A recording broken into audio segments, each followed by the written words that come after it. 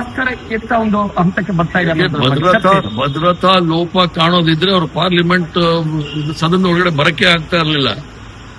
ಏನು ಸ್ಪೀಕರ್ ಸಾಹೇಬ್ ಹೇಳಿದ್ದಾರೆ ಅದು ಅಮಿತ್ ಶಾ ಅವರ ವೈಫಲ್ಯತೆಯನ್ನ ಹೇಳಿದ್ದಾರೆ. ಆದ್ರಿಂದ ಅಮಿತ್ ಶಾ ಅವರು ತಕ್ಷಣ ರಾಜೀನಾಮೆ ಕೊಡಬೇಕು. ಮತ್ತೆ ದೇಶದ ಪ್ರಧಾನಮಂತ್ರಿ ಸಂಸದನ ಎದುರಿಸ್ಲಿಕ್ಕೆ, ಯಾಕಂದ್ರೆ ಮೊದಲೇ ಅವರು ಪತ್ರಕರ್ತರನ್ನ ಅವ್ರನ್ನ 14 ವರ್ಷದಲ್ಲಿ ಒಂದೇ ಒಂದ್ ದಿವಸ ಪತ್ರಕರ್ತರನ್ನ ಉದ್ದೇಶಿಸಿ ಮಾತಾಡಿಲ್ಲ. ಇನ್ನು ಸಂಸದರನ್ನ ಉದ್ದೇಶ ಮಾತಾಡೋ ಧೈರ್ಯ ಇಲ್ಲ ಅನ್ನೋದನ್ನ ಸಾಬೀತು ಮಾಡ್ತಾ ಇದ್ದಾರೆ.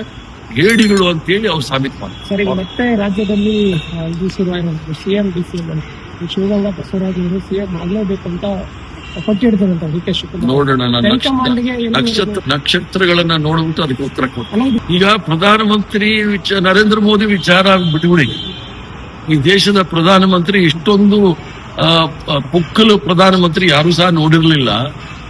RSS ಅಲ್ಲಿ ತರಬೇತಿ ಪಡ್ಕೊಂಡಿರ್ತಕ್ಕಂಥವ್ರು ಎಲ್ಲರೂ ಸಹ ಹೇಡಿಗಳು ಅನ್ನೋದನ್ನ ಬ್ರಿಟಿಷ್ ಅವ್ರ ಕಾಲದಿಂದಲೂ ಸಹ ನೋಡ್ಕೊಂಡು ಬಂದಿದ್ದೀವಿ.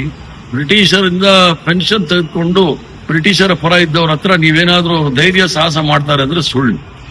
ಅವರು ಪಲಾಯನ ಮಾಡಿರೋದು ನೋಡಿದಾಗ ಎಷ್ಟು ಸತ್ಯ ಕಂಡ್ರೆ ಎಷ್ಟು ಎದುರ್ತಾರೆ ಅನ್ನೋದು ಬಹಳ ಸ್ಪಷ್ಟವಾಗಿದೆ.